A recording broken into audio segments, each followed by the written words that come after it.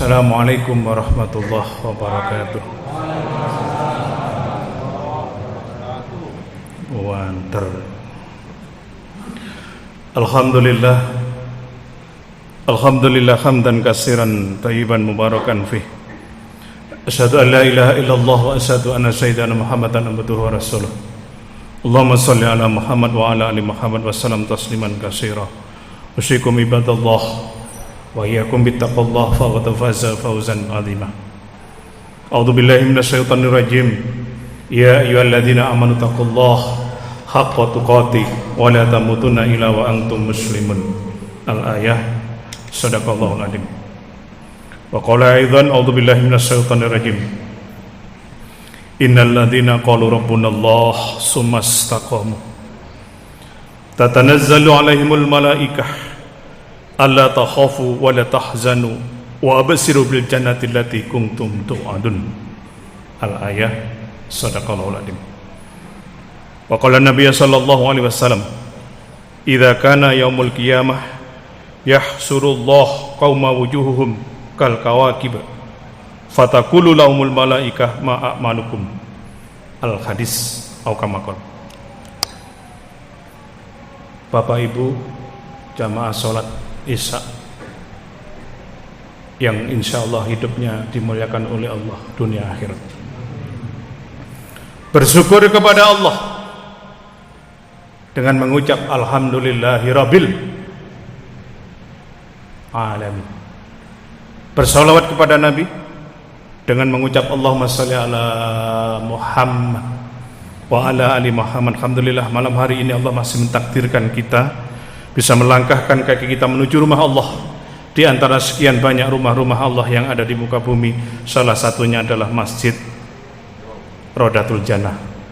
Dalam rangka melaksanakan ibadah sholat Isya berjamaah, dilanjutkan dengan thalabul ilmi, kemudian nanti dilanjutkan dengan sholat tarawih dan dititip dengan sholat witir 3 rakaat 1 salam. Semoga seluruh amal ibadah kita di bulan Ramadan ini, baik yang wajib maupun yang sunnah, semuanya diterima oleh Allah Subhanahu wa ta'ala. Yang kedua, semoga seluruh amal ibadah kita, seluruh amal kebaikan kita nantinya bisa menghapus seluruh dosa-dosa kita dan kesalahan-kesalahan kita di hadapan Allah Subhanahu wa ta'ala. Sebagaimana Allah berfirman di dalam Al-Quran pada surah ke-11, Surah Hud ayat 114 penggalan di akhir ayat Allah berfirman, innal hasanati yudhibnas sayyi'at. Sesungguhnya amal kebaikan itu dapat menghapus dosa-dosa kita dan kesalahan-kesalahan kita di hadapan Allah Subhanahu wa taala. Dzalika dzikra lidzakirin. Dan itulah peringatan bagi orang-orang yang selalu ingat kepada Allah. Bapak Ibu yang dimuliakan oleh Allah, panitia Ramadan memberikan materi kepada saya malam hari ini dengan tema, tolong diperhatikan, 5 teman sejati yang menemani kita di alam kubur dengan setia dan melindungi kita dari azab kubur. Saya ulangi, 5 teman sejati yang besok itu akan dengan setia menemani kita di alam kubur dan melindungi kita dari azab kubur. Siapakah kelima teman itu? Apakah istri kita? Apakah suami kita? Apakah anak kita? Apakah grup WA kita? Apakah grup mancing sing senengane mancing? Apakah grup badminton kayak Pak Yudi yang senengane badminton? Apa grup gowes sing senengane gowes nang pacet 50 kilo kuat budal sak durunge salat subuh liwat kene Pak, liwat ngarepe masjid kene pas azan, sholatu khairum minan naum, lebih baik sholat daripada tidur. Liwat kene Pak, wonge tak delok gak teko iki.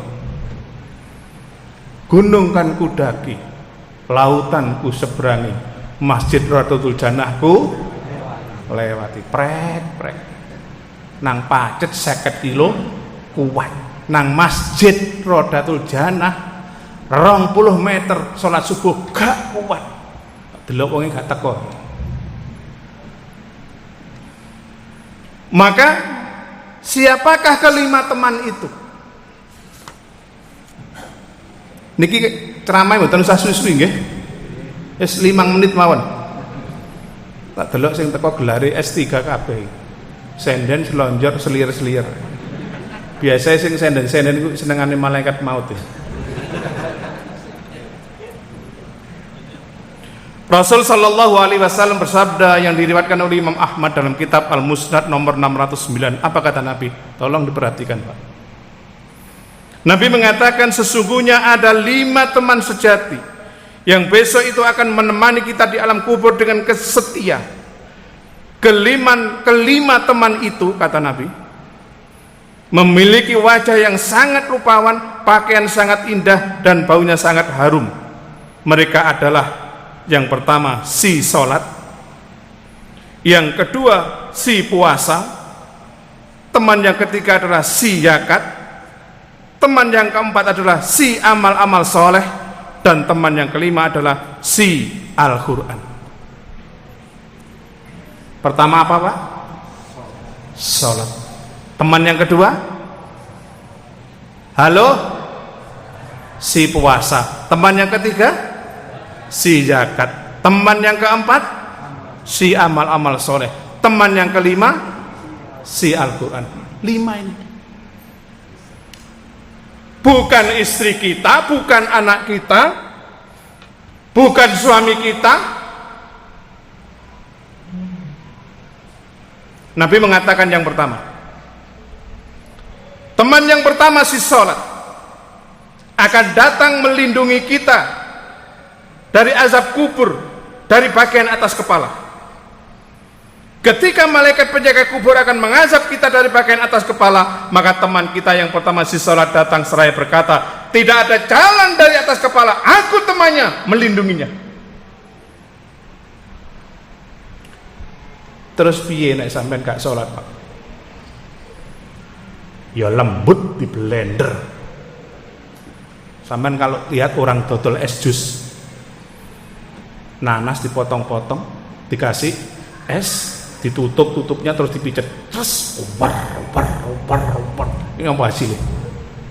Lembutnya itu. Maka bersyukurlah bagi Bapak Ibu begitu mendengar suara adzan dikumandangkan, Allahu Akbar, Allahu Akbar, langsung ambil air wudu, menuju Masjid Rodatul Jannah, sholat berjamaah awal waktu, shaf paling depan. Ini yang besok akan menemani kita di alam kubur dengan setia dan melindungi kita dari azab kubur. Bukan istri kita. Pak, sampean jawab sing jujur, Pak. Sampean cinta, Pak, dengan istrinya? Alhamdulillah. Pak Yudi, mana Pak Yudi? Sing senengane badminton. Dugi tiange. Putih. Nah, Pak Yudi cinta sama istrinya? Alhamdulillah. Gak cinta anaknya sampai 5. Cinta. Pertanyaan yang kedua, Pak Yudi. Pak Yudi cinta dengan istrinya bertahun-tahun. Istri Pak Yudi merawat Pak Yudi, menjaga kehormatan, menjaga anaknya, menjaga hartanya. Kalau Pak Yudi sakit, dirawat, dibawa ke rumah sakit. Pertanyaan saya, Pak Yudi, yang kedua, seandainya istri panjenengan besok meninggal dunia terlebih dahulu, apakah jenengan sanggup menemani di alam kubur 1 minggu saja? Jawab. Halo? Gak sanggup, Bu. Prek. GMP gak main blas. Tapi kalau orang tipe Pak Yudi ini, Bu, nyusen, seandainya ditinggal mati istrinya dulu, sedih, nangis, Bu, nangis sedih, mlebu kamar, Bu, pintunya dikunci, yes, merdeka.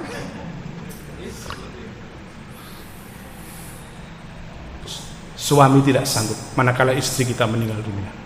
Pertanyaan yang sama, Bu, cinta dengan suaminya, Bu?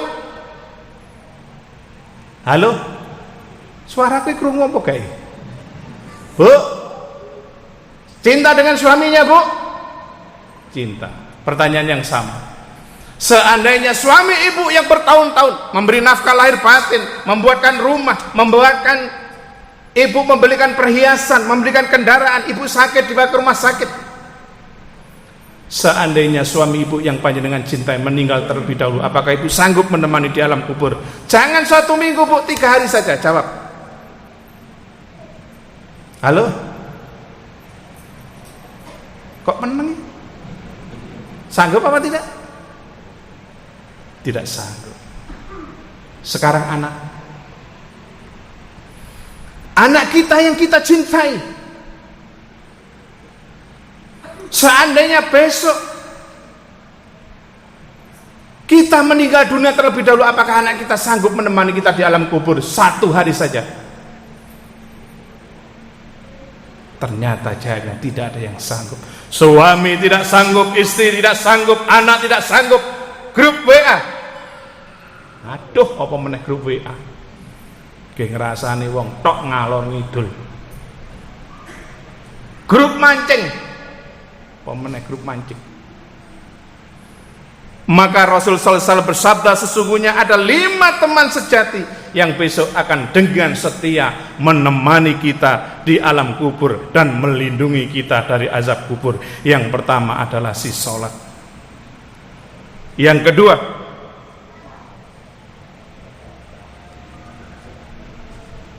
si zakat. Mereka akan datang teman ini besok di alam kubur dengan setia melindungi kita dari azab kubur dari bagian sebelah kiri. Manakala malaikat akan mengazab kita dari bagian sebelah kiri, teman kita yang kedua si zakat datang seraya berkata, tidak ada jalan dari sebelah kiri, aku temannya, melindunginya. Al-yauma nahtimu ala afwahim wa tukallimuna aydihim wa tashhadu arjuluhum bima kanu yaksibun. Quran surah 36 Yasin ya, ayat 65. Apa kata Allah?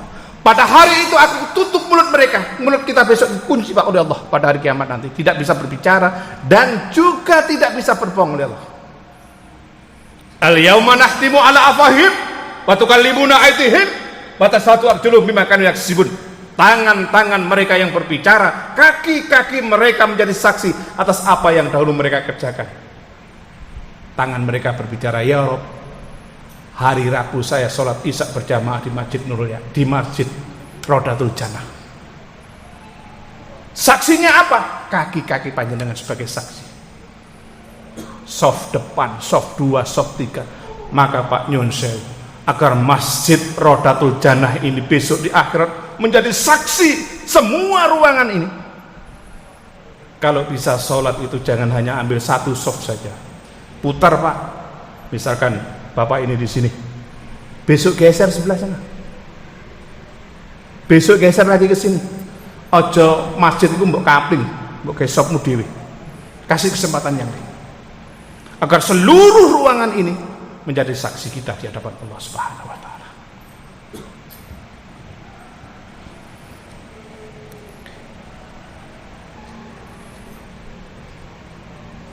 Yang sholat subuh berjamaah, yang sholat isya berjamaah, yang sholat maghrib, duhur, asar berjamaah, kata Allah, semuanya akan aku beri balasan di akhirat dengan sempurna, tidak dikurangi sedikit pun.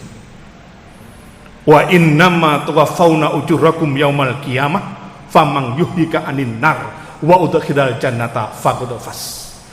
Dan hanya pada hari kiamat sajalah akan aku berikan balasan dengan sempurna, tidak dikurangi sedikit pun.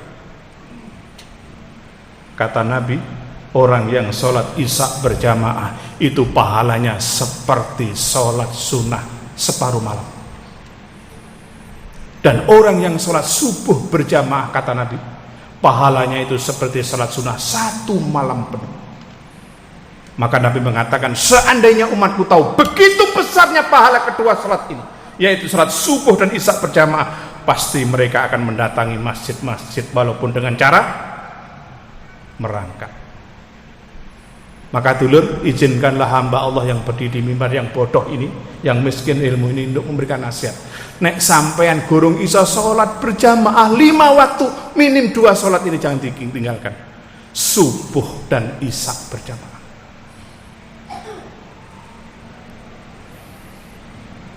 Kemudian yang ketiga, teman yang ketiga si zakat, kata Nabi, akan datang menemani kita di alam kubur dan melindungi kita dari azab kubur dari sebelah kanan. Manakala malaikat penjaga kubur akan mengadab kita dari arah sebagian kanan, maka teman kita yang ketiga si zakat akan datang seraya berkata, tidak ada jalan dari arah kanan, aku temannya, melindunginya. Dan yang keempat, si amal-amal soleh. Si amal-amal soleh ini salah satunya adalah memuliakan kedua orang tua kita. Teman yang keempat ini, kata Nabi, besok akan melindungi kita dari azab kubur dari kedua kaki kita. Dan yang terakhir, si Al-Quran akan datang menemani kita di alam kubur dengan setia dan melindungi kita dari azab kubur dari arah depan, belakang, kanan, kiri, atas dan bawah. Si Al-Quran ini merangkul kita seraya berkata, tidak ada jalan dari seluruh tubuhnya, aku Al-Quran melindunginya. Maka saudara, hiasilah rumahmu dengan bacaan-bacaan Al-Quran, karena Al-Quran ini besok akan datang melindungi kita dari azab kubur dari bagian kepala, kedua kaki, arah depan, arah belakang, samping kanan dan samping kiri. Terakhir, Rasul sallallahu alaihi wasallam berpesan, ajiru bis shalah wa ajiru bit taubah. Segeralah kamu salat sebelum kamu disolati. Wa ajiru bit taubah, dan segeralah kamu taubat sebelum ajal menjemputmu. Pernah saya sampaikan di sini, Pak, ada sebuah kisah, yaitu seseorang bertetangga namanya Karsan dan Toha. Karsan itu pensiunan ASN, umurnya 65 tahun. Wis wabillahi taufik wal hidayah. Si Karsan ini, Pak, orangnya itu sugih, duwe akeh, omahe akeh, mobil akeh, bojone akeh, hobinya itu memelihara burung. Tapi belas selawase urip gak pernah masuk masjid untuk sholat berjamaah. Tetangganya Toha, pegawai pabrik bayaran UMR, tapi ahli ibadah. Begitu mendengar suara adzan dikumandangkan, Allahu Akbar, Allahu Akbar, Toha ini langsung ambil air wudhu, menuju masjid Rodatul Jannah sholat berjamaah, menghampiri Pak Karsan. Pak Karsan, assalamualaikum, monggo jamaah zuhur ke masjid Rodatul Jannah. Ha, rungono ha, nek pengen sholat budal dewi gak usah ajak-ajak. Akhirnya Toha budal dewi, Pak, di masjid didoakan, ya Allah, berilah saudaraku Pak Karsan hidayah, segera mau masuk masjid Rodatul Jannah ya Allah untuk sholat berjamaah. Besoknya, Pak, hayya 'alas shalah,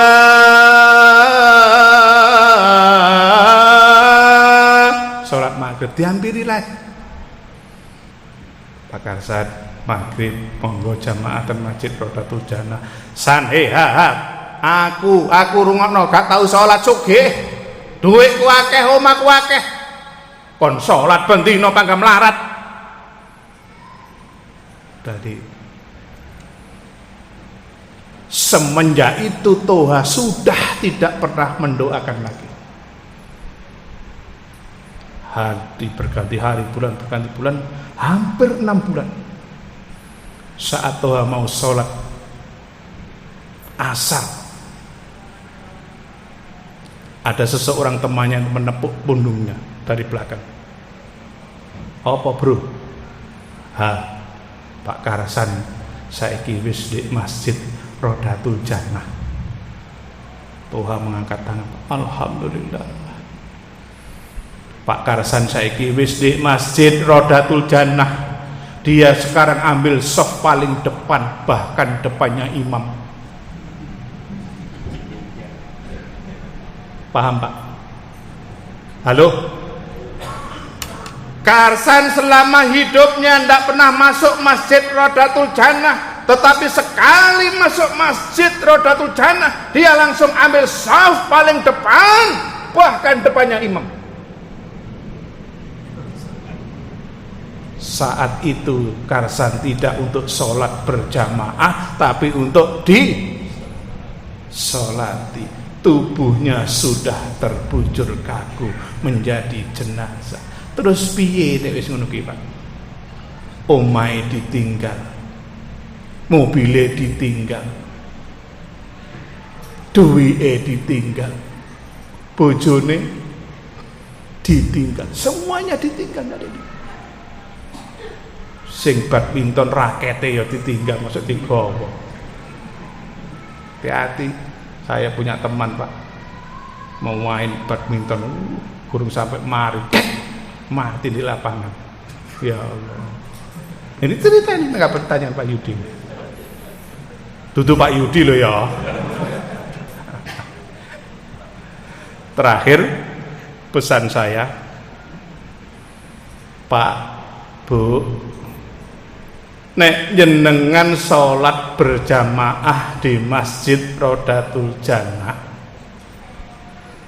terus sampean mulih sandal sampean ilang, sampean bersyukur, Pak. Itu musibah yang sangat kecil. Tak baleni. Nek sampean sholat ning Masjid Rodatul Jannah berjamaah terus mulih sandal sampean ilang, sampean bersyukur karena itu adalah musibah yang sangat kecil. Musibah yang sangat besar adalah manakala sandal sampean belas nggak pernah ada di depan pintu Masjid Rodatul Jannah. Artinya sampean belas nggak tahu sholat berjamaah di Masjid Rodatul Jannah. Jangan sampai seperti Pak Karsan. Semoga yang hadir di masjid ini oleh Allah dijauhkan dari panasnya api neraka dan dimasukkan ke dalam surganya Allah. Keluarganya sakinah, mawaddah warahmah, putra putrinya soleh solehah, dan semoga di akhir hayatnya semuanya husnul khotimah. Demikian yang bisa saya sampaikan, kurang lebihnya mohon maaf. Wabillahi taufiq wal hidayah. Assalamualaikum warahmatullahi wabarakatuh.